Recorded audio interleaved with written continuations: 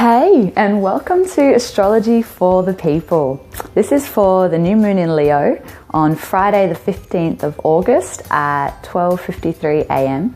Australian Eastern Standard Time. So it's an energy forecast. We touch on what the planets are doing, but much more so it's about how we can work with those influences in a really positive way to flow with the cosmic tides rather than against them. So thank you for joining me. I'll get into that for you now. Welcome.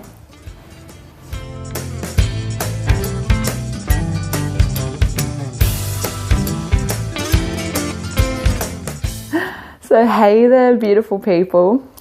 Welcome to the new moon in Leo. So there's certainly a lot going on. It's been a lot of action and a lot of drama and a lot of fire for some people. And yeah, there's a few things I want to share with you today, so I'm going to try and stay focused rather than skipping from one place to the other. So start with the new moon in Leo. So Leo is very much the creative expression of the self. And whenever we have a new moon in Leo, every year without fail, I find myself going, I need to clean out my wardrobe, I need new clothes, I need to do something with my hair different, I need to just mix things up a bit in the way that I'm expressing myself in the world. So on the surface, we're definitely seeing this, identity makeovers and this kind of thing happening around us. A lot of people feeling this strong pull at the moment. On a deeper level, Leo is about self-acceptance. So we also find, how comfortable are we with the way that we express ourselves? And is there a lot of judgment there? Do we, criticize ourselves a lot and kind of hold ourselves back for the need of other people's approval, or the perceived need of approval from others? So these themes also come a little bit into play when, the action is taking place in Leo. How much do we accept ourselves, and to what extent are we trying to create ourselves through putting on a mask, and to what extent are we expressing the core of who we are? An invitation just to reflect a little bit around that.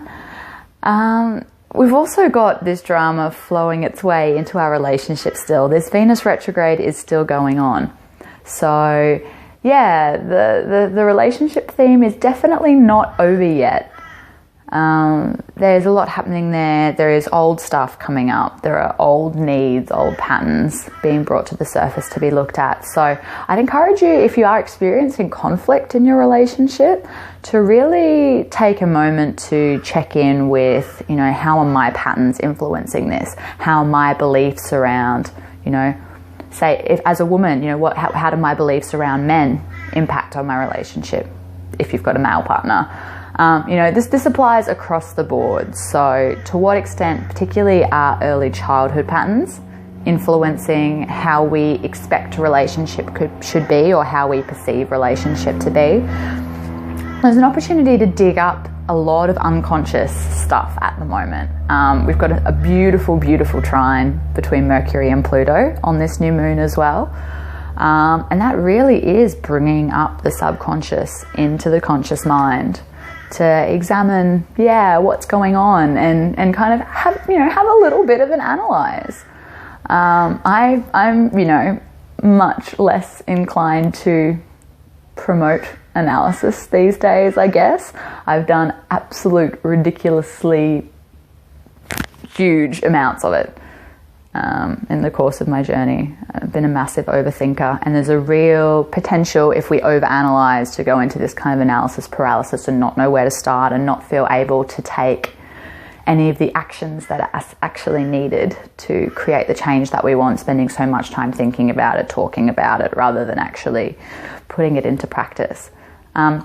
Nevertheless, there's definitely a place for looking closely at things and taking that time to analyze, particularly with the influences we've got at the moment. By the time you receive this, I'd say Jupiter will be pretty much skipping over the line into Virgo, which is awesome in my opinion, exciting. We're going to have a year of Jupiter in Virgo. So I'm definitely going to talk a little bit more about that. So, an astrologer who I love and follow regularly, K. Pacha, he's amazing. I love him. He's great. He basically says, do Jupiter. to put it simply. So wherever Jupiter is, do that. There's fortune there, there's energy there, there's opportunities for growth there, big opportunities to expand. Jupiter's, expansion, the biggest planet. And yeah, going into Virgo, there's a couple of layers of this. So Virgo's most commonly known for, analysis, like I said, fixing and perfectionism and attention to detail. And all of that's absolutely valid, and Virgo does encompass all of those things. And we can really get in touch with enjoying the little details of life's small pleasures over the next 12 months up until September of 2016 is when Jupiter will be in Virgo. So yeah, an opportunity definitely to connect to that, but also the higher octave of Virgo, which I'm really passionate about. I'm really looking forward to exploring this over the next 12 months. And this is the temple path. This is the finding God in the detail, or finding sacredness in the detail, in the small tasks, moment by moment, being able to be so present. Within that, there's this incredible sense of peace and life that is just flowing through, doing the dishes or brushing your hair and just being with each stroke and the sensation of that. And that's where life is happening. It's such a cliche now, unfortunately, but it's so true that life can only happen now. It's only happening in this moment. And the reason, that's the reason that I kind of caution against over-analysis. There's a place for analysis, definitely, and I strongly encourage it over the next bit to look at your patterns closely and to look at what's making you tick. But if you're starting to feel overwhelmed and you're noticing that there's this kind of sense of fear coming up and there's just too much information and, oh my God, I've got so many issues from childhood and I don't know what to do, then come back to the breath. So come back to the now. This journey is not going to end in this life. There is no hurry. This healing process is steady, and it might feel erratic at times, and there can be flashes of insight, particularly over the next bit. We do have a Sun-Uranus trine as well, so there can be some big flashes of insight and some big epiphanies around why we are the way we are. And so that's really positive, and allowing that kind of movement to propel us forward, but not getting fixed on the destination, not believing that, oh my God, there's so much to do before I will be healed. How am I ever going to get it all done? It's like, that's life. There's no time limit on this, and we can strive for self-mastery, but if we drop into this place of having unrelenting standards of ourselves where, I'm not going to be an okay human being until I'm X amount healed, that's just self-criticism. And that's where, Virgo can be quite critical, it can be quite nitpicky. So we do want to watch this over the next 12 months, that we can, have discipline with ourselves and be on our journey and work to improve ourselves and do that inner work. It's a powerful time for it. But know that before any of that even begins, right now, right in the second that you're listening to this video, you are okay. You are perfectly okay, exactly as you are. You are completely lovable, exactly as you are. And so everything on top of that now is just a bonus. So if we're working from a baseline of self-acceptance, then the journey of self-improvement carries a lot less stress and a lot less risk of failure, because there's no investment in this success or failure. It's like, we're here. We're exactly okay right now. And then it's just an adventure. It's not, I need to get somewhere and then life can start. It's, this is life. Like, we're living, we're growing moment by moment as we do this, and we're doing it together. And you can reach out if you need to, if you need help. We don't need to put ourselves into this little box of, I need to do it all on my own and, get to a point so that I'm okay enough to show myself to someone else. There's a lot there, and it's going to be a big year, and it's going to be an amazing year. As far as working towards goals, it's actually a really, really positive time for it, but it's not this kind of way out future thinking, Yeah, by all means have big dreams, but make sure you bring your focus back into the action that you're taking in this moment towards those dreams. So, you know, you can spend your whole life dreaming and not actually do any of it. And that dream is Pisces, you know, that's the other end of the Virgo-Pisces axis, the opposite end of the spectrum. Spending all your time dreaming. Whereas Virgo is really this service. And Virgo is doing, but it's the being in the doing. There's no rush to get anywhere. It's, you know, slowly setting the table and feeling the chill of the metal of the fork between your fingers, and then hearing the clink as you lay it on the tabletop, and there being immense pleasure and immense life in that.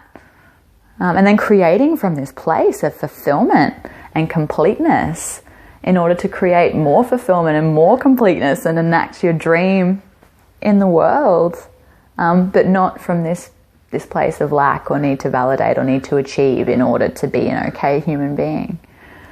That's self-acceptance again. And we're going to get faced with it in Leo. It's like, where do you not accept yourself? I noticed, I did a take before this one, and I had to redo it because my plait, wherever it's gone, was scratching on the microphone the whole way through the take. But yeah, that aside, I noticed there were a couple of times where I was like, oh, I didn't like how I sounded then. You know, it was a bit crunchy, and I was like, wow, you know, I'm still carrying that. I'm a lot more free. I'm stacks more free than I was. But oh yeah, how did that come across? Or they might think I'm a bit weird, or I said that a bit strangely. So yeah, noticing the Leo influence, and that, yeah, getting us into our self-acceptance, getting us into our heart, and then the Jupiter and Virgo getting us into the present moment. And it feels like that's the way forward at the moment. The North Node is also in the 1st degree of Libra, and the lunar nodes move backwards that way.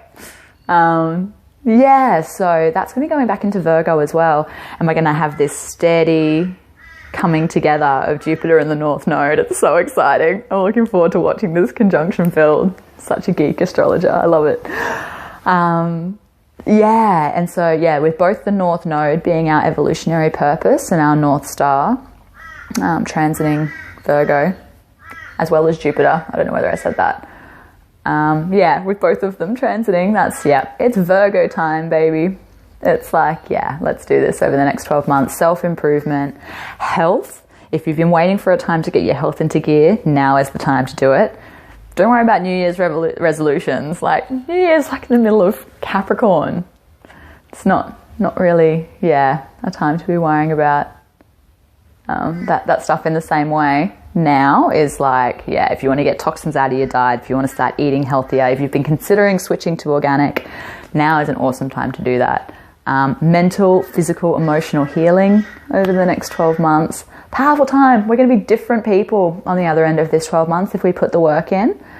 100%. And there's a real opportunity to become really fulfilled in the simple pleasures of what we have. You know, they say there are 2 ways to be rich: have more or want less.